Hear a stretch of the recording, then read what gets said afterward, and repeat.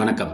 2013 டிஇடில கேட்ட மேக்ஸ் கணக்குகளை பற்றி பார்த்துட்ருக்கோம். அதில் அடுத்த ஒரு கணக்கு 32 பெருக்கல் 4ஓட ஒரு எக்ஸோட ரூட்டோட மடங்கை கூட்டினா அதோட 36ஆல் டிவைட் பண்ணால் நம்மளுக்கு என்ன கிடைக்குமா? 4 கிடைக்கும்னா யாரோட மதிப்பு கேட்குறாங்கன்னா எக்ஸோட மதிப்பு கேட்குறாங்க. அதுக்கு 4 விதமான ஆன்சர் கொடுத்துருக்காங்க. முதல் ஆன்சர் 16, ரெண்டாவது ஆன்சர் 196, மூணாவது ஆன்சர் 256, நாலாவது ஆன்சர் 296.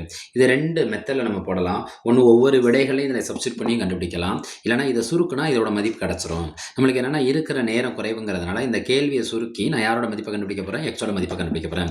ஃபர்ஸ்ட் ஸ்டெப்பில் என்ன கொடுத்துருக்காங்கன்னா 32 4 என்ன செய்ய சொல்கிறாங்க? பெருக்க சொல்கிறாங்க. 4 32 எவ்வளோன்னு பெருக்கிறோம். 4 30 எவ்வளோ? 120. 4 2 8. அப்போ இது என்ன கிடைக்குன்னா 128 plus root x divided by 36 equal to 4. இது கீழே யார் இருக்குது அர்த்தம்? 1 இருக்குது அர்த்தம். நம்ம என்ன செஞ்சால் மட்டும் போதும், குறுக்க மட்டும் பெருக்குங்க. 1ஆல் யாரை பெருக்கணும்? அந்த பெருக்கிறாள் அப்படியே கிடப்பாங்க. 4 36 எவ்வளோ? 4 30 120, 4 6 24, 120 ஒரு 24 சேர்ந்துச்சுன்னா 144. நம்மளுக்கு யாரோட மதிப்பு தேவை? ரூட் எக்ஸோட மதிப்பு தேவை. இந்த ப்ளஸ் 128 இங்கே போச்சுன்னா என்ன 128 ஆகும்? மைனஸ் 128 ஆகும். அப்போ ரூட் எக்ஸ் ஈக்குவல் டு 144 128 போச்சுன்னா நம்மளுக்கு என்ன கிடைக்கும்னா 16. நம்மளுக்கு மறுபடியும் தெரிஞ்சுக்கோங்க, எக்ஸோட மதிப்பு தான் கேட்டிருக்காங்க கேள்வியில் எக்ஸோட மதிப்பு தான் கேட்டிருக்காங்க. யாரோட மதிப்பு கேட்கல? ரூட் எக்ஸோட மதிப்பு கேட்கல. எப்போ ஒரு ரூட்லேருந்து ஒரு நம்பர் வெளியில் வரும்னா அதை நம்ம என்ன படுத்தினா வரும்? வர்க்கப்படுத்தினா வரும். அப்போ நான் என்ன செய்கிறேன்னா இதை வர்க்கப்படுத்த போகிறேன். அப்போ இதை ஒரு சைடு மட்டும் வர்க்கப்படுத்தினா அது தவறாக போயிடும். எந்த சைடும் வரும்னா 2 சைடுமே நம்ம என்ன செய்யணும்? வர்க்கப்படுத்தணும். அப்போ நம்ம இருபுறம் வர்க்கம்.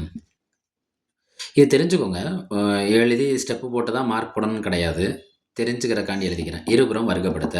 அப்போ root x squared equal to இப்போ 16 என்ன ஆயிரும்? ஸ்கொயர்ட் ஆயிரும். இந்த ஸ்கொயர்டும் இந்த ரூட்டும் என்ன ஆயிரும்? கேன்சல் ஆயிரும். நம்மளுக்கு என்ன கிடைக்கும்? எக்ஸு 16 ஸ்கொயர் பண்ணால் 16 16 256.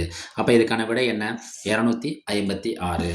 அடுத்த கணக்கு எது சரியானதல்லன்னு நம்மள்கிட்ட கேட்டிருக்காங்க.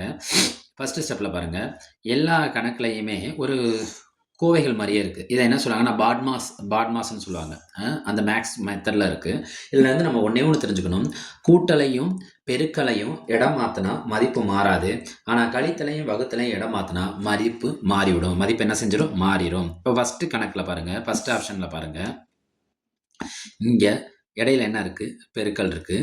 இங்கே என்ன இருக்குது? பெருக்கல் இருக்குது. இதை நம்ம சிம்பிளாக நான் என்ன எழுதிக்கிறேன்னா, இது ஃபஸ்ட்டு ஏ ஆப்ஷன் எடுத்துக்கிறேன். இது 2 பெருக்கல் 3 ஈக்குவல் டு 3 பெருக்கல் 2 அப்படின்னு எடுத்துக்கிறேன். 2 3 6, 3 2 6. அப்போ இது என்னது? சரியானது தான். பெருக்கல்ல இடம் மாற்றினா என்ன செய்யாது? மதிப்பு மாறாது.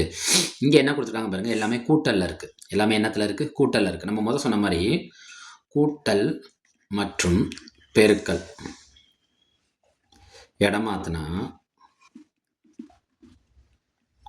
மதிப்பு மாறாது. அப்போ இதுவும் என்ன செய்யாது? பிலையும் நம்மளுக்கு பிரச்சனை கிடையாது. பாருங்கள், அதை சிம்பிளாக எடுத்துக்கோங்க. 2 + 3 + 1 ஈக்குவல் டு 2 + 3 + 1. நம்மளாம் ஒரு நம்பர் போட்டு அசீவ் பண்ணிக்கிறோம். இப்போ 2 + 3 1 கூட்டினா என்ன கிடைக்கும்? 4. 2 3 கூட்டினா என்ன கிடைக்கும்? 5 1. இதுவும் 6, இதுவும் 6. அப்போ பி ஆன்சர் என்னது? சரிதான். சி ஆன்சரை போய் நம்ம பாருங்கள். சி ஆன்சரில் என்ன இருக்குன்னா வகுத்தல் இருக்குது. சி ஆன்சரில் என்ன இருக்குது? வகுத்தல் இருக்குது. டி ஆன்சரை போய் பாருங்கள். டி ஆன்சர் எல்லாமே எதில் இருக்குது? பெருக்கல்ல இருக்குது. அப்போ டி ஆன்சரையும் எடுத்துக்கோங்க ஒரு பேச்சுக்கு. 2 × 3 × 4 ஈக்குவல் டு 2 × 3 × 4. பாருங்கள், முன்னாங்கு 12, 12 2 24. அதே தான் இங்கேயும் பாருங்கள், 2 3 6, 6 4 24. அப்போ கூட்டல்லையும் பெருக்கல்லையும் மதிப்புகள் என்ன செய்யாது? மாறாது. ஆனால் வகுத்தல்லையும் கழித்தல்லையும் மதிப்புகள் என்ன செய்யும்? மாறும். கழித்தல் மற்றும் வகுத்தல் இடம் மாற்றினால் மதிப்புகள் மாறக்கூடும். ஏதோ சிறிய அளவுலாயாவது நம்மளுக்கு என்ன ஆகும்னா சேஞ்ச் ஆகும். அப்போ இதற்கான விடைங்கிறது அவங்க கேள்வியில் என்ன கேட்டிருக்காங்க பாருங்கள், எது சரியானதில்லைன்னு கேட்டிருக்காங்க. அப்போ எந்த ஆப்ஷன் சரியானதில்ல? சி ஆப்ஷன் தான் சரியானதில்லை. மற்ற எல்லாத்துலேயுமே கூட்டலும் பெருக்கலும் மட்டும்தான் வந்துக்கிட்டு இருக்கு. கூட்டலையும் பெருக்கலையும் நம்மளுக்கு என்ன செய்யாது? மதிப்பு மாறாது. ஆனால் கழித்தல்லையும் வகுத்தலையும் மதிப்புகள் என்ன செய்யக்கூடும்? மாறக்கூடும். அடடா கணிதம் சேனலில் லைக் பண்ணுங்கள், சப்ஸ்கிரைப் செய்யுங்க, சப்போர்ட் பண்ணுங்கள்.